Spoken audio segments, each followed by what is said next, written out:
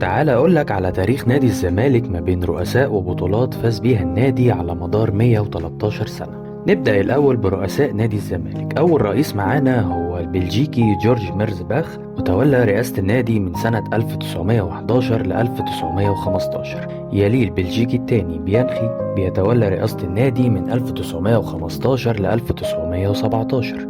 يجي بعدها الأستاذ محمد بدر يرأس النادي في سنة 1917 ل 1919.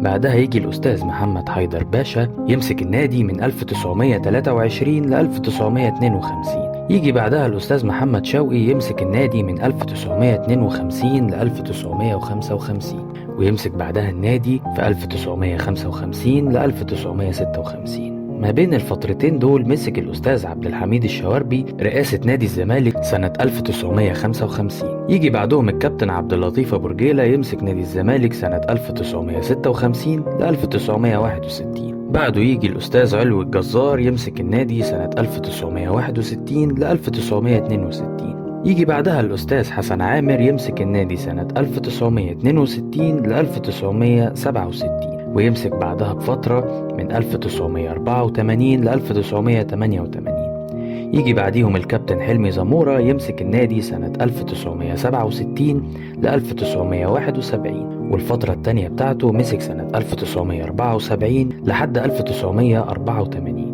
ما بين الفترتين دول مسك الأستاذ توفيق الخشن نادي الزمالك سنة 1971 ل 1973.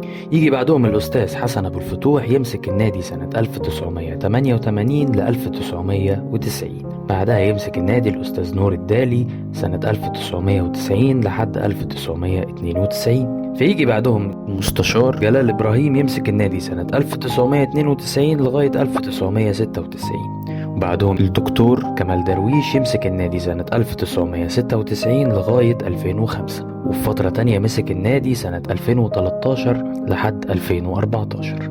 ومن هنا تبدأ خناقة المستشار مرتضى منصور على رئاسة نادي الزمالك، فحاول ان هو يمسك النادي 2005 لكن ما نجحش، فمسكه الأستاذ مرسي عطلة من 2005 ل 2006. ويحاول تاني المستشار مرتضى منصور سنة 2006 انه يمسك النادي لكن ما ينجحش، ويمسك مكانه الأستاذ ممدوح عباس. ودي تبقى أول فترة للأستاذ ممدوح عباس من 2006 ل 2008، ورجع تاني من 2009 ل 2010، ورجع لتالت مرة من 2011 ل 2013. وما بين الفترات دي مسك النادي ساعتها من 2008 ل 2009 الأستاذ محمد عامر. المستشار جلال إبراهيم مسك النادي من 2010 ل 2011 عشان يرجع مرتضى منصور ويفوز برئاسة نادي الزمالك لأول مرة سنة 2014، ويفضل ماسك النادي من 2014 لحد 2020. وبتحصل بعدها مشاكل ويتم عزله من منصبه لأول مرة، فيمسك النادي من 2020 لغاية 2021 الأستاذ أحمد بكري والأستاذ عماد عبد العزيز، وفي آخر 6 شهور في 2021 يمسك النادي الكابتن حسين لبيب. يقوم يرجع تاني المستشار مرتضى منصور يمسك النادي من 2021 لغاية 2023 لحد ما يتم عزله من منصب رئاسة النادي للمرة التانية، فيتعمل بعدها انتخابات ويمسك النادي ساعتها الكابتن حسين لبيب في أكتوبر 2023 لحد دلوقتي. طب دول كانوا رؤساء نادي الزمالك. طب ايه هي البطولات اللي حصدها نادي الزمالك في لعبة كرة القدم؟ الزمالك حصل على 14 دوري مصري و28 كاس مصري و4 كاس سوبر مصري و14 دوري منطقة القاهرة و2 كاس السلطان وكاس اكتوبر و5 دوري ابطال افريقيا وواحدة كونفدرالية و4 سوبر افريقي وواحدة كاس الكؤوس الافريقية، 2 كاس افرو اسيوي وكاس العرب و2 سوبر سعودي. ونيجي لاخر فقرة معانا وهو ايه البطولات اللي حصدها رؤساء نادي الزمالك على مر التاريخ. واحب اسمع في نهاية الفيديو رأيك عن ايه هو افضل رئيس لنادي الزمالك عبر تاريخه. نبدأ بالاستاذ محمد حيدر باشا، خد مع نادي الزمالك 8 كاس مصر و12 دوري منطقة القاهرة و2 كاس سلطان حسين. والاستاذ محمد شوقي خد مع الزمالك 2 كاس مصر و2 دوري منطقة القاهرة. والكابتن عبد اللطيف أبو رجيلة خد مع الزمالك دوري مصري 1 و5 كاس مصر. يجي بعدهم الأستاذ حسن عامر ياخد 2 دوري مصري ودوري أبطال أفريقيا لأول مرة وكاس مصر وكاس الأفرو أسيوي. ويجي بعدهم الكابتن حلمي زمورة ياخد دوري مصري و3 كاس مصر وكاس أكتوبر وواحدة دوري أبطال أفريقيا. وبعدهم يجي الأستاذ حسن أبو الفتوح ياخد دوري مصري وكاس مصري.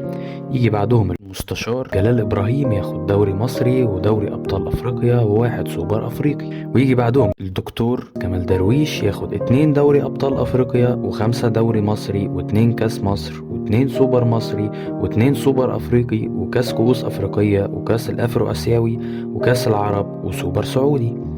ويجي بعده الأستاذ محمد عامر ياخد كاس مصر واحد بس.